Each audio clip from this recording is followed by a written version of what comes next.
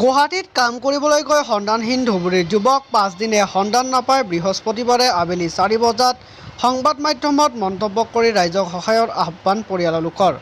উল্লেখযোগ্য যে ধুবুৰীৰ বেৰভাঙ্গি গাঁৱৰ দিলবৰ আলী নামৰ 30 বছৰীয়া যুৱকজন যোৱা 22 জুন তাৰিখে নিজ ঘৰৰ পৰা গুৱাহাটীলৈ কাম কৰিবলৈ গৈছিল।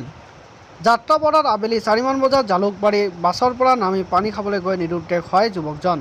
পৰৱৰ্তী সময়ত পৰিয়ালৰ লোকে বিভিন্ন ঠাইত বিচাৰি কোনো সন্ধান নাপায় 23 তাৰিখে জালুকবাৰী আৰক্ষী থানাত এখন এজাহাৰ দাখিল কৰে। যুৱকজন সন্ধানহীন হোৱাৰ 5 দিনে অতিক্ৰম কৰাৰ পাছতো কোনো সন্ধান নোপোৱাত সংবাদ মাধ্যমৰ আগত কাষ চাপিছে পৰিয়ালৰ লোকে। বৃহস্পতিবাৰে আবেলি 4 বজাত সংবাদ মাধ্যমত মন্তব্য কৰি কোনো সদাশয় ব্যক্তিয়ে যুৱকজনক দেখা পালে 6901916023 নম্বৰত যোগাযোগ কৰিবলৈ পৰিয়ালৰ লোকে অনুৰোধ জনাইছে।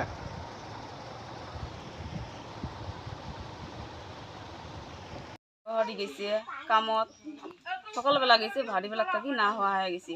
ওখান সারাদিন খুঁজি আছে, এই পর্যন্ত পাইনি গেল। কোন জায়গাত পৰা হয়ে গেছে? ঝালুকবাড়ি। জালুকবাড়িত কি কামত গৈছিল? কামত গেছে। মানুহজনৰ ঘৰ ক'ত? গাঁও বেৰভাঙি। কি নাম আছিল? দিলবাৰ হোসেন। বয়স কিমান হ'ব মানুহজনৰ? 30 হবে। আৰু কোনে লৈ গৈছিল মানুহজনৰ কামত? ঝালুকবাড়ি। কোনে লৈ গৈছে? এই ভাই নিয়ে গেছে। নিজৰ ভাই? হ্যাঁ, ছোট ভাই নিয়ে গেছে। গাড়ীত থাকি নামাৰ পিছতে হেৰাইছে? হ্যাঁ।